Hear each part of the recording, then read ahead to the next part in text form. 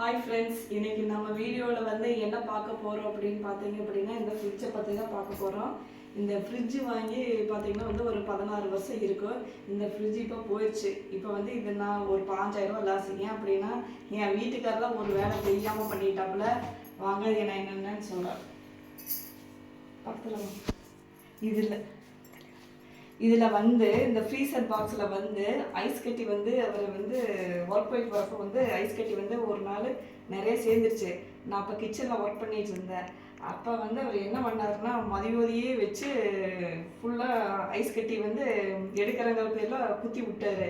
அது சும்மா ஒரு நாள் ஃப்ரிட்ஜ் ஆஃப் பண்ணி வச்சுருந்தாங்க கூட ஐஸ் கட்டி வந்து சாயங்காலத்துக்குள்ளே ஃபுல்லாக கரைஞ்சிருக்கும். இல்லை இந்த பட்டனை 3 தடவை ப்ரெஸ் பண்ணியிருந்தா கூட ஐஸ் கட்டி போயிருக்கு. அவர் என்ன பண்ணிட்டாரு, அது தெரியாமல் என்ன பண்ணிட்டாரு அப்படின்னா ஃபுல்லாக க்ளீன் பண்ணுறங்கிற பேரில் குத்திட்டாரு. இங்கே பார்த்தா நாங்கள் இந்த ஃப்ரிட்ஜில் வந்து கம்ப்ரஸர் தான் பின்னாடி போயிடுச்சு அப்படின்னு 2 பேர்த்த கூட்டிகிட்டு வந்து காட்டினோம். ஆனால் அது வந்து ரீசனே கிடையாது. கடைசியில் கண்டுபிடிச்சா இதில் வந்து ஒரு சின்ன ஹோல்ஸ் வந்துருச்சு. அந்த சின்ன ஹோல்ஸ்னால இந்த ஃப்ரிட்ஜே வேலைக்கு ஆகாது. 5000 ரூபா வந்து லாஸ் தான் நமக்கு. பார்த்தீங்க அப்படின்னா இந்த ஃப்ரீசர் பாக்ஸில் இந்த இடமும் ஃபுல்லாக போயிடுச்சு. தான் இது ஃபுல்லாகவே போயிடுச்சு. அவ்வளோதான், இது வேலைக்கு ஆகாது. இந்த இடம் பார்த்திங்கன்னா இதுவும் போயிடுச்சு. இது ஃபுல்லாகவே போயிடுச்சு. கரெக்டாக பார்த்திங்கன்னா இந்த இடத்துல வந்து மதிவதிப்பட்டு போயிடுச்சு.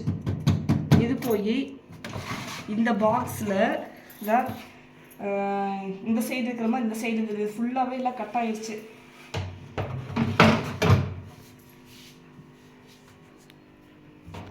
ஒரு சின்ன ஹோல்ஸ் தான். அதனால இந்த ஃப்ரிட்ஜ் ஆனால் பாடி கண்டிஷன்லாம் பார்த்தீங்கன்னா வந்து சூப்பராக இருக்குது. இது வந்து இந்த ஃப்ரிட்ஜ் வந்து எனக்கு பிடிச்சி தான் எடுத்தேன். இதனால இது வந்து பிளாக்குக்கு கிரேக்கும் சேராமல் ஒரு ஃப்ளவரோட எனக்கு இது ரொம்ப பிடிச்சிச்சு. இந்த ஃப்ரிட்ஜ் நான் எடுத்து கரெக்டாக ஒரு 16 வருஷம் இருக்கும்னு நினைக்கிறேன். நம்ம அவசரப்பட்டதுனால பாருங்கள் ஒரு 5000 ரூபா லாஸ் ஆயிடுச்சு. நமக்கு ஃப்ரிட்ஜும் போயிடுச்சு.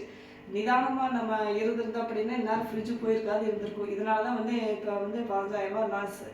எதுலேயுமே நம்ம வந்து அவசரப்படக்கூடாது. சும்மா அன்னைக்கு ஃப்ரிட்ஜு அந்த சுவிட்ச் ஆஃப் பண்ணிட்டு விட்டுருந்தா கூட இந்நேரம் அந்த வாட்டுக்கு ஐஸ் கட்டியெல்லாம் கரைஞ்சிருக்கும், எதுவும் ஆகிருக்காது. பாருங்களேன்.